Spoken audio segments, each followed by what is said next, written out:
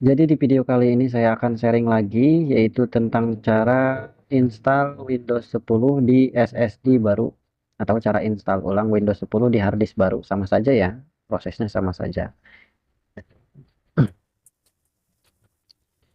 Namun sebelum install, teman-teman itu harus punya installernya. Kalau misalkan tidak punya installer, teman-teman harus download dulu. Mas tahu caranya? Tahu. Nah, ini sudah saya bikin bootable ya, Windows 10-nya ke flashdisk. Jadi teman-teman yang belum punya, boleh bertanya di kolom komentar, Mas, cara downloadnya gimana, installernya? Mas, cara bikin bootable ke flashdisknya bagaimana? Ditanya saja gitu ya di kolom komentar. Oke lah teman-teman, berhubung kita sudah punya installer USB-nya, kita colokkan dulu ke laptop yang mau diinstal ya.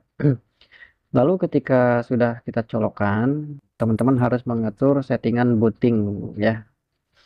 Nah ini merek SSD-nya ya, DST sudah kita pasang ke laptop. Selanjutnya kita tinggal install saja di SSD. Namun perlu diperhatikan ya, sebelum install teman-teman harus memahami cara setting booting ke flash disknya ya. Tombol booting masing-masing laptop itu berbeda-beda ya. Kalau Asus tombol bootingnya itu pakai ESC ya. Nah, nanti ketika ditekan, nah ini jangan lupa sambil charger teman-teman ya. Nanti kalau misalkan kehabisan baterai, install ulangnya bisa gagal. Oke teman-teman, cara masuk boot menu, tekan tombol power lalu tekan tombol booting seperti ini ya. Nah, nanti akan masuk tombol booting, tampilannya seperti ini, di mana pilihan booting USB flash disk ya. Nah, seperti ini. Lalu bagaimana Mas cara misalkan laptopnya kan beda-beda, punya teman-teman beda-beda ya. Ini saya tulis seperti ini ya, laptop Asus, tombol bootingnya ESC, Acer pakai F12 atau F2, HP pakai F9, Lenovo pakai tombol F12 atau FNF12, PC atau merek lain-lain gitu, laptop lain-lain pakai F12 ya, seperti itu. Oke, selanjutnya di sini kan ada Windows Boot Manager harddisk ya, ST itu harddisk. Dan ini UEFI verbatim itu flashdisk merek flashdisk saya. Mungkin teman-teman pakai flashdisknya merek lain atau SanDisk atau Toshiba, sesuaikan saja dengan nama mereknya ya. Ini sudah kebaca, tinggal kita pilih lalu kita enter. Nanti ketika sudah di enter, nanti dia akan restart seperti ini, ditunggu saja ya. Nah, itulah fungsi kita setting booting agar bootingnya dia ke flash disk nanti. Ketika loading nanti akan muncul tampilan menu install seperti ini ya. Saya perbesar dulu. Nah, di tampilan ini teman-teman tidak perlu setting apa-apa, langsung saja klik next ya. Klik next saja. Lalu ketika diklik next, silahkan klik install now. Langsung install sekarang ya.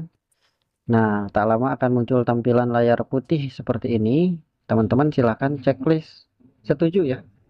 Lalu klik next dan pilih menu custom. Nah, di sini ini SSD ya. Jadi teman-teman tinggal format dulu atau delete dulu boleh ya. Karena memang SSD baru jadi belum ada datanya, jadi kita aman, tidak perlu takut kehilangan data. Jadi tinggal di delete lalu oke. Lalu kita klik new membuat partisi baru, lalu klik apply ya. Nah, nanti akan terbagi seperti ini. Jadi teman-teman fokus ke GB primary ya. Lalu tinggal di next. Nah, maka proses installnya segera berlangsung seperti ini ya. Di sini itu teman-teman tinggal nunggu sampai 100%. Berapa lama kira-kira Mas proses ini? Biasanya sekisaran 10 menit, paling lama 20 menit, paling lama 20 menit ya. Jadi tinggal ditunggu saja. Mas boleh nggak nunggu ini sambil ngopi? Ya boleh, ya boleh sambil ngopi boleh. Mas boleh nggak nunggu ini sambil mandi? Ya boleh mandi dulu ya. Nanti ketika sudah beres mandi kan ini sudah selesai, sudah 100%. Kayak gitu ya. Berhubung ini videonya saya percepat, jadi terlihat cepat ya. Padahal saya nunggu ya sekisaran 15 menitan. Kayak gitu. Tapi untuk kecepatan atau lama cepatnya proses install tergantung kecepatan laptopnya juga ya. Tapi sih kalau misalkan sudah pakai SSD sudah pasti cepat. Oke lah teman-teman, nanti udah 100% dia akan tampil seperti ini ya, meminta restart, tinggal diklik restart now saja. Lalu akan loading seperti ini dan kita nunggu lagi. Harus nunggu emang kita harus benar-benar sabar ya nunggunya. loading gitu, nggak bisa kalau sistem kita disuruh buru-buru gitu, nggak bisa ya, emang kita harus nunggu. Ya semuanya butuh proses ya, betul. Nggak apa-apa ya, ditunggu saja. Nah, nanti tak lama teman-teman di sini nanti akan ada pilihan bahasa ya. Kalau bahasa teman-teman boleh bebas pilih bahasa sesuai keinginan. Ah, mas saya mau bahasa Cina boleh ya. Tapi di sini saya pilih bahasa Inggris saja ya. United States. Lalu untuk bahasa pengetikan pilih US saja ya. Nah, di sini tinggal diklik skip. Nah, di sini jangan sampai teman-teman dikonekkan internet ya, jangan sampai. Bakal susah. Klik ya I don't have internet. Nah, artinya kita jangan konekkan internet, lalu klik continue with limit setup. Nah, selanjutnya teman-teman tinggal kasih nama. Mau kasih nama apa? Bebas.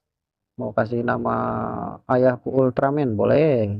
Mau kasih nama sendiri boleh, bebas ya. Dan untuk passwordnya pun bebas mau diisi sekarang atau nanti boleh nggak apa-apa. Nah, di sini tinggal nunggu saja.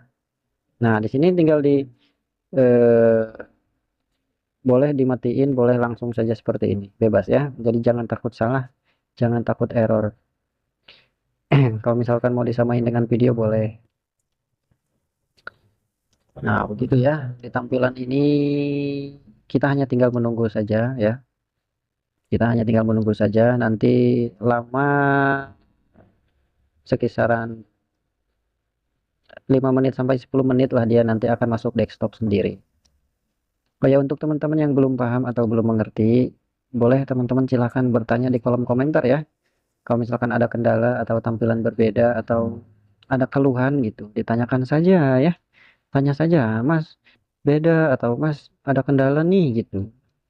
Di menit sekian gitu, bertanya saja. Senang saya kalau ditanya ya. Nah, oke, detik-detik ini akan masuk desktop, teman-teman. Nah, sudah ada tulisan leave everything to US, mah sudah cepet ya, artinya sudah masuk desktop tuh. Bright, nyala ya. Sudah masuk kalau bet ya teh. Lanjut tinggal naon ya nya. Jadi selanjutnya kalau misalkan sudah masuk desktop, apa yang harus dilakukan? Jadi teman-teman harus install driver. Oh, harus install driver. Bagaimana Mas? Kalau misalkan kita nggak install driver, ya laptopnya nanti pincang, artinya tidak berfungsi maksimal. Nanti fungsi-fungsi hardware kayak LCD, USB, keyboard, atau yang lain sebagainya itu tidak berfungsi maksimal. Pasti ada kendala nanti di kemudian hari. Paling nanti teman-teman setelah install ulang kan install driver, lalu install aplikasi yang teman-teman perlukan. Seperti itu aja ya. Oke lah teman-teman, mungkin info dan tutorial mungkin cukup sampai di sini saja. Terima kasih untuk teman-teman yang sudah hadir, yang sudah mampir. Jangan lupa like, subscribe channel.